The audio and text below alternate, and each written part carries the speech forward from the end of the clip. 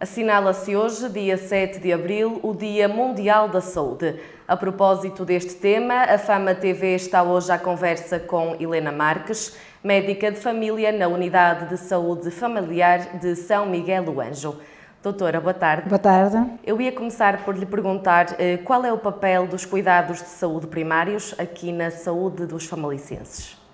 É um pouco aquilo que se diz, portanto, dependemos do centro de saúde e, como tal, o cuidado fundamental será preservar a saúde dos doentes. Isso seria o ideal, infelizmente nem sempre é assim e acabamos muitas vezes por ter que fazer mais atividade curativa do que propriamente preventiva. Se bem que nós, médicos de família, estamos muito vocacionados e focados na saúde preventiva. E a pandemia, que estamos agora ainda a ultrapassar e que já começou já há mais de um ano, veio alterar muito as vossas rotinas. Quais foram as principais dificuldades sentidas durante este período? Se calhar as principais dificuldades foi mesmo o contacto com os utentes, porque são utentes que têm muita proximidade connosco e que nós tivemos que diminuir muito a atividade presencial.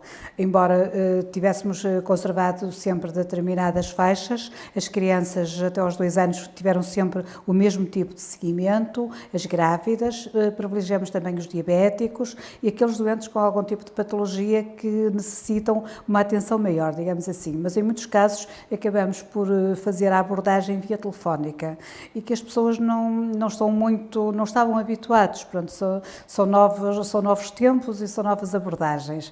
Neste momento já estamos de alguma forma a retomar um pouco a nossa atividade normal, já estamos a fazer consultas presenciais, não realmente no número que os nossos doentes gostariam, mas de alguma forma penso que as pessoas tenham compreendido e tenham expressado que realmente que os tempos são diferentes e que sabem que não podem ter o mesmo tipo de seguimento, mas que nos têm de retaguarda para aquilo que seja necessário, poderem sempre contactar e nós respondemos sempre.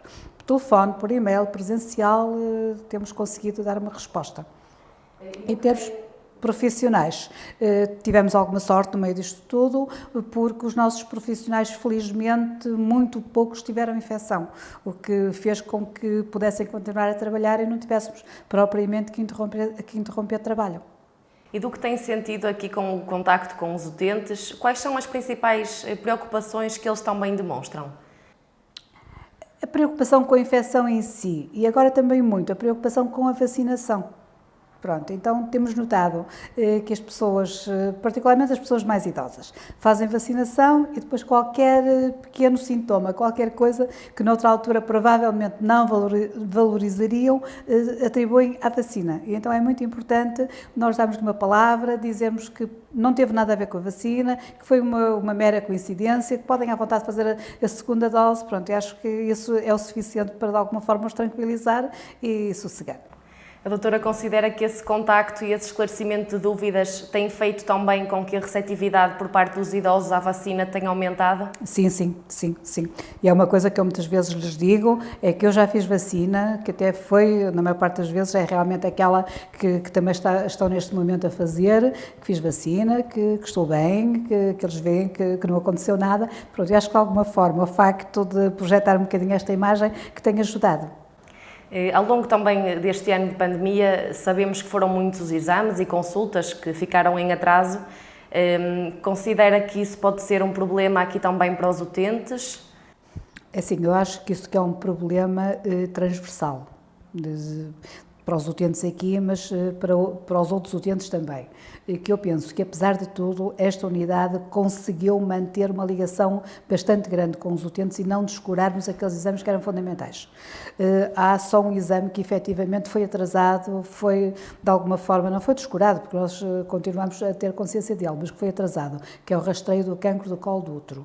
O Papa Nicolau, e efetivamente tivemos um atraso, estamos a tentar agora recuperar alguma coisa, já estamos a fazer alguns, mas ainda não, portanto, com a dimensão que fazíamos anteriormente. E esse é aquele que eu tenho certeza que ficou realmente em atraso. O resto diabéticos, análises que se fazia por qualquer patologia em vigilância e tudo isso. Essas têm sido salvaguardadas. Muitas vezes o que é que nós fazemos? O doente pede-nos uma consulta ou contacta por qualquer razão e nós aproveitamos um contacto ou porque vem pedir uma medicação ou coisa do género, consultamos a ficha, vemos que aquele doente tem exames para fazer e então pedimos já os exames e programamos consulta para já os trazer feitos.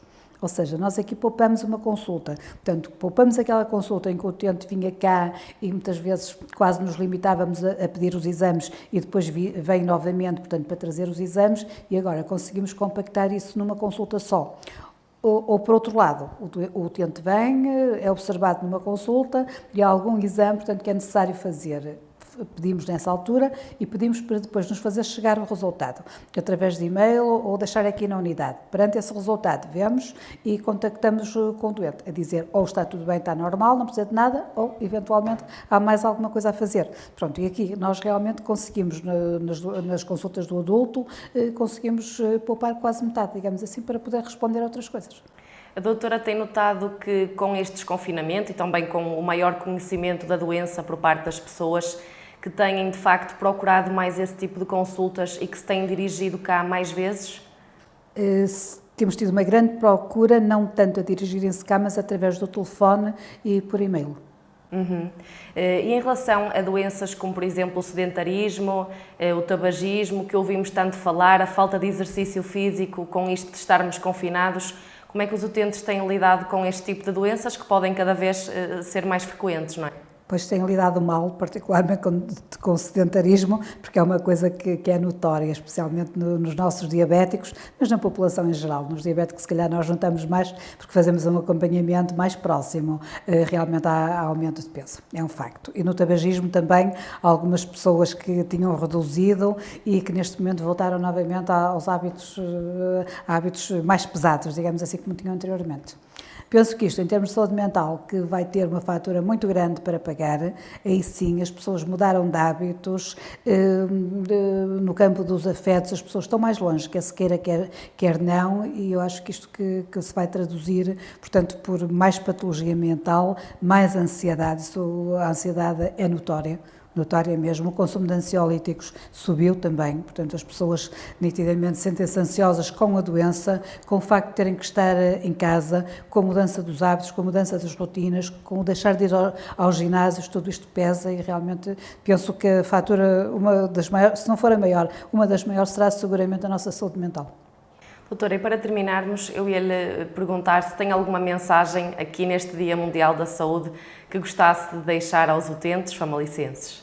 Mas é assim, a mensagem da Organização Mundial de Saúde para hoje, portanto, é um mundo mais justo e mais saudável para todos. A mensagem vai um bocadinho por aí, para que as pessoas efetivamente em vez, não, porque também tem o seu lugar, preocuparem-se com a saúde, com a doença, mas que se preocupem mais com a saúde, que se preocupem mais em manter-se saudáveis, em fazer aquilo que só depende deles, comer de uma forma mais adequada, exercício físico, terem atenção ao peso, estas coisas que realmente dependem exclusivamente da própria pessoa.